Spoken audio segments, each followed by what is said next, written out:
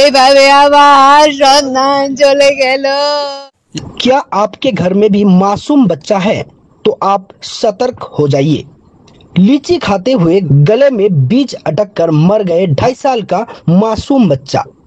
इस घटना से पूरे इलाके में हरकंप मच गया है। যে লিচু খেয়ে এরকম হয়ে যাবে আমি ভাবতে পারিনি এরকম। राजगंज ब्लॉक के माजियाली ग्राम पंचायत डांगीपाड़ा गांव के अल्ताफ उल रहमान का बेटा जो करीब 2.5 साल का था, लीची खाने के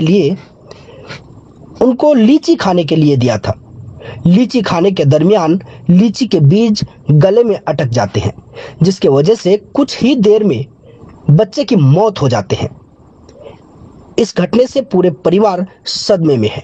देखिए इस वीडियो और आप लोग भी सतर्क हो जाइए, क्योंकि लीची के सीजन है। अमूमन बच्चों को लीची खाने के लिए दिया जाता है।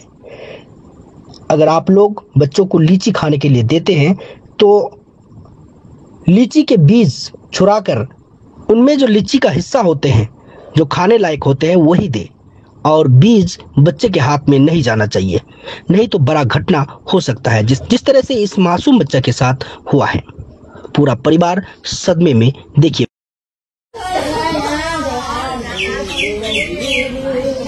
ছেলে সিজারের খুব কষ্ট হয়েছিল আমার। ছোটরা নেই দুনিয়াতে, 2.5 বছর বয়স ছিল। ওরা দুই ভাই শরবত খাবে, শরবত বানায় দিয়ে ওরা ছোটরা খালো 2 গ্লাস, বড় হলো 1 গ্লাস খায়। এইখানে এসে নাচা কুদ্দা করতেছিল, নাচা কুদ্দা করে লিচু একটা করে লিচুরা হাতে তুলতে গিয়ে নিজে পুরে মুখে ঢুকায় সাথে সাথে টুটি লাগিয়ে গেল। বুক সত্তায় পিঠি সত্তায় কোনো কেয়ার করে না।